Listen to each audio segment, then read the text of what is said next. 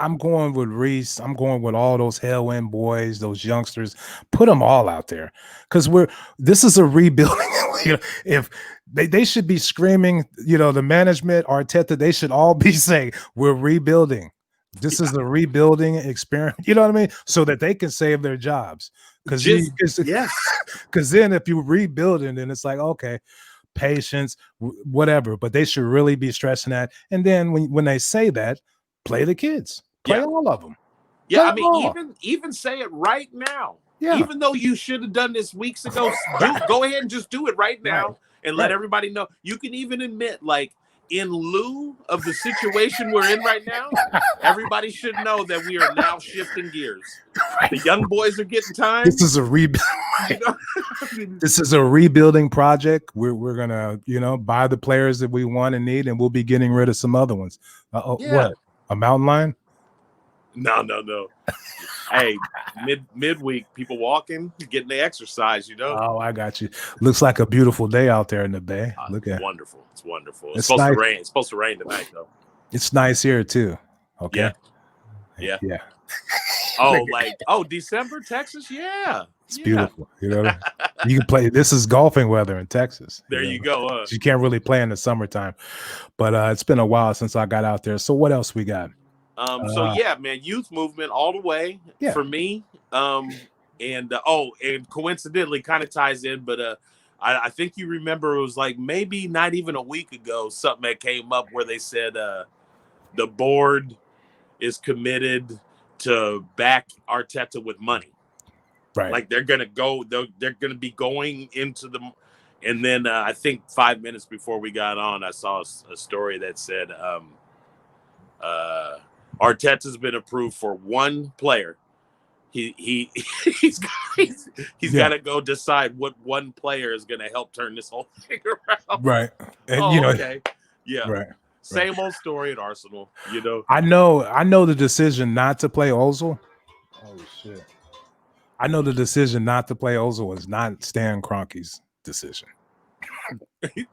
Because like you told me the story about how cheap he is as an owner. Oh man, for the Denver Nuggets. Yeah, back in the day. I've heard he's turned things around, but he's not one of those guys that's just gonna let some dude sit on the bench and get hella money and then not play him. Especially when we're in a relegation battle.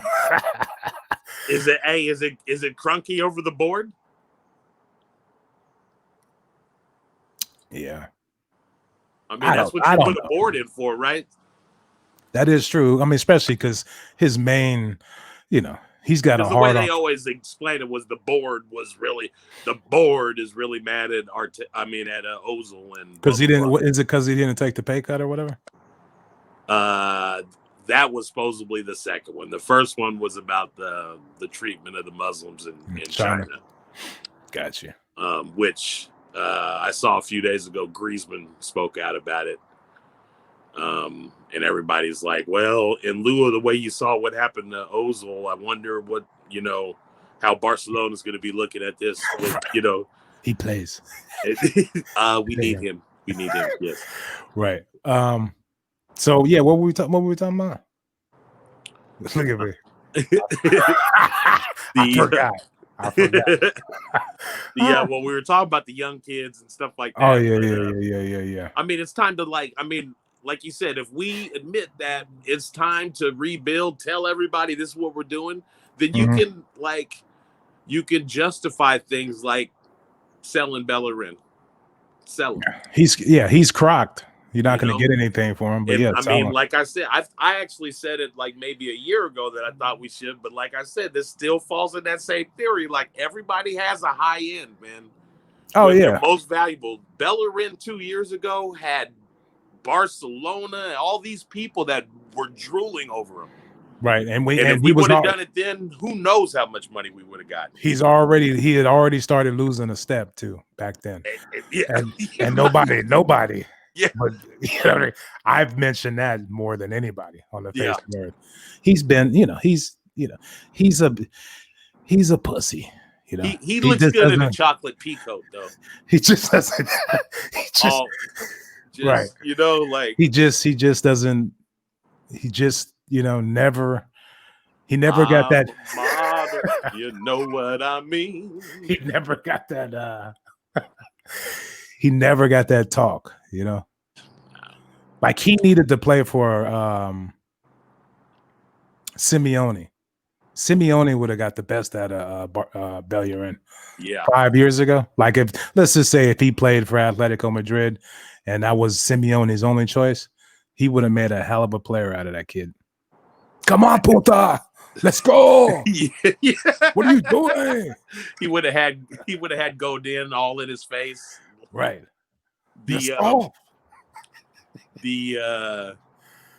So I guess speaking of Simeone, I guess we're getting Lucas Torreira back. Yeah, he couldn't even. Yeah. What they said. They said he didn't want him back. It's not working out. Get out of here, puta. Right. You're soft, but yeah, I mean, he'll definitely he'll help, I guess. I don't know. I mean, it seems like Arteta thought he was dog shit. Right. His man management, like you can't, what I mean? You can't bring He need to swallow his pride and start bringing some of these fools back, man. You can't get the best out of your players. None of them. Like, yeah. He's a vampire, dude. I call coaches like him vampires. Like they just drain you, dude. Like you get to a point where you're like, dude, I hate this guy. He's such a, you know what I mean? You could just see it. Like he's just he's a grinder. He's just draining everybody. Saka don't even smile and shit no more. He's out there like, he's just. Twisting, turning. That's a penalty, is it? No, he's still going. Oh, how about that? How about that? Thank you for tuning into Caught in Two Minds. Please head on over to iTunes to subscribe, rate, and review. All feedback is much appreciated. And be sure to follow us on Twitter at CITM Podcasts, at Guna Rush, and at eMarshall Comedy. The music of this podcast is brought to you by Statics. If you like what you hear, please head on over to staticsmusic.com and be sure to follow them on Twitter and Instagram at Statics Music. That's STATX Music. Peace.